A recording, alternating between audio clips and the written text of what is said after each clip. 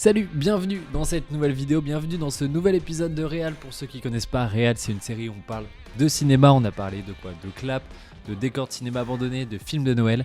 Et cette semaine, je vous propose de parler d'un des pires tournages de l'histoire.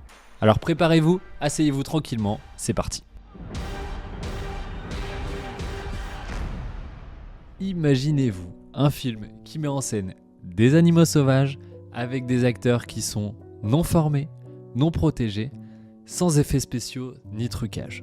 Ajoutez à ça un coût de 17 millions de dollars pour un film qui en a rapporté 2.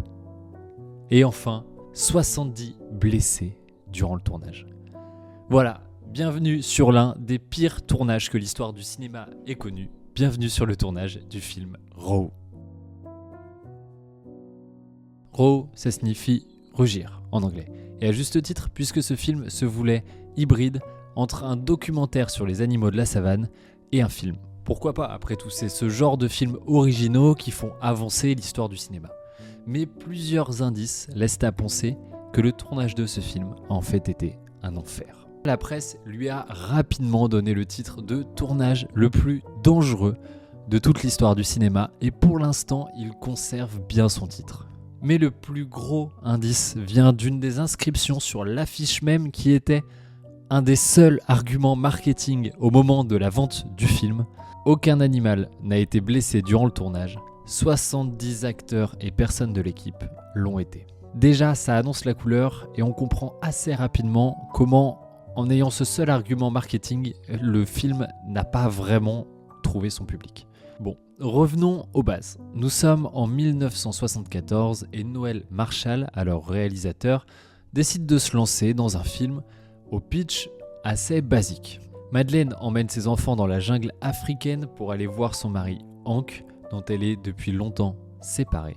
Hank est un scientifique excentrique qui s'est toujours battu pour la défense des animaux. Jusque-là, tout va bien, la production est lancée et le tournage est planifié pour durer 6 mois. L'équipe achète un ranch proche de Los Angeles pour faire office de décor de tournage. Les acteurs sont trouvés et c'est parti, le tournage est lancé.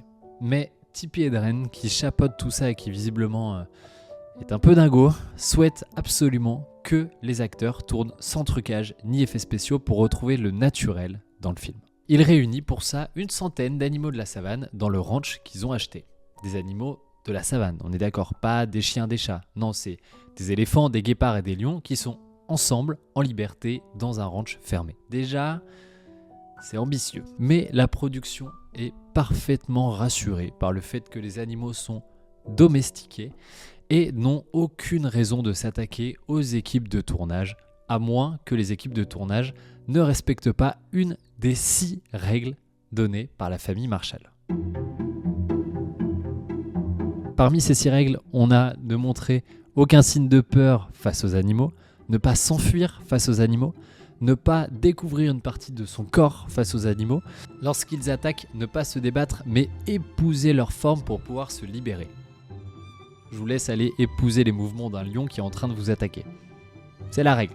Ne pas jouer à cache-cache avec les animaux, si jamais une personne de l'équipe de tournage avait la folle idée d'aller jouer à cache-cache avec un lion en totale liberté. On ne sait jamais. Et enfin, la plus originale, garder sa porte de chambre ouverte toute la journée et toute la nuit pour instaurer une situation de confiance entre les animaux et les équipes du tournage. Oui, vous avez bien entendu. Parce que oui, je ne l'ai pas précisé, mais les équipes vivaient H24 dans le ranch pour pouvoir vraiment être imprégnées avec les animaux. Il ne faut pas oublier qu'à la base, c'est avant tout un mix avec un documentaire, ce film. Et voilà, en respectant ces 6 règles, tout ira bien d'après la production. Le tournage commence tranquillement et c'est là que pour toutes les équipes, l'enfer commence. Vous vous doutez bien qu'avec une pareille pré-production, le tournage n'a pas été des plus tristes. Les acteurs, peu voire jamais expérimentés avec les animaux, ont été lâchés et poussés à jouer des scènes directement avec des lions, des guépards, qui globalement leur couraient après. Et en plus des acteurs, autour des animaux, il y avait toutes les équipes du film. Donc les cadreurs, les sondiers, les scripts, tout le monde était au milieu de tous ces animaux au comportement totalement imprévisible. Les scènes étaient d'ailleurs à moitié improvisées forcément en fonction de la réaction des animaux et les équipes devaient suivre dans l'improvisation totale. Bref, je pense que vous commencez à vous rendre compte du traquenard du tournage de ce film. Et toutes les scènes ont été tournées en conditions réelles. C'est-à-dire que là, le gars avec sa moto est bien poursuivi par une girafe pour de vrai. Et là, par des lions. Et dans ce genre de situation, il n'y a pas de coupé qui tienne. Si là, le lion, il a envie d'aller au bout et de se faire l'acteur, il se fera l'acteur. Au coupé, il va pas s'arrêter en disant « Oh, pardon, je suis allé un peu loin ». Comme ça peut paraître très gros, mais c'est réellement ce qui s'est passé, créant plus de 70 accidents durant le tournage. J'ai une petite liste de ces accidents. Parmi eux, on a Noël Marshall, réalisateur du film, qui a attrapé la gangrène à la suite d'une morsure de lion. Sympa. On a John DeBont, directeur de la photographie, qui est ressorti avec 120 points de suture, tranquillement, après avoir été attaqué par un lion. C'est vraiment le genre d'accident auquel on ne s'attendait pas sur ce genre de tournage. Si vous en voulez un dernier, on a Melody Griffiths, je pense, qui a dû subir une chirurgie réparatrice après avoir été grièvement blessée au visage par un des animaux. Autant vous dire que ce à quoi on pouvait tous s'attendre, en fait, c'est parfaitement passé. Face à cela, les équipes se sont assez naturellement rebellées en refusant régulièrement de reprendre le travail après les accidents. Ça peut se comprendre. Mais rien n'y fait, notre ami réalisateur continue tête baissée la production de son film qui a finalement duré 6 ans au lieu de 6 mois. Imaginez l'enfer des équipes. Et surtout, vous allez voir que ces retards n'ont pas été liés seulement aux accidents avec les animaux. Quand je vous dis que ce tournage était un chaos, c'était vraiment un chaos. Alors que tout le monde était fatigué et globalement allait déjà bosser à contre-cœur pour le plaisir d'un homme qui s'appelait Marshall, un déluge s'est abattu sur le lieu de tournage pendant 5 jours, menant au craquage non pas des équipes, même si peut-être, mais c'est pas raconté dans l'histoire, mais surtout d'un barrage en amont du ranch.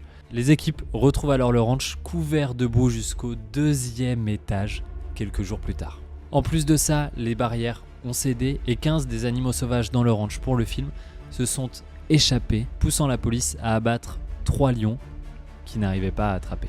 Pour un film qui était censé plaider pour la cause animale, c'est un peu raté.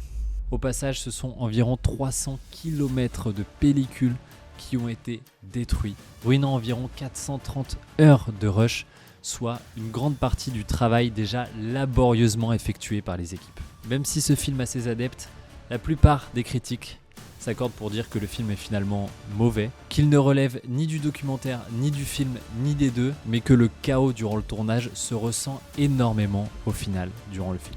Si vous en avez l'occasion, je vous invite à aller voir des extraits de ce film, il y en a énormément sur YouTube pour en savoir plus. J'espère que cet épisode de Réal vous aura plu. Nous on se dit à bientôt pour de prochaines vidéos. C'était Nomade. Salut!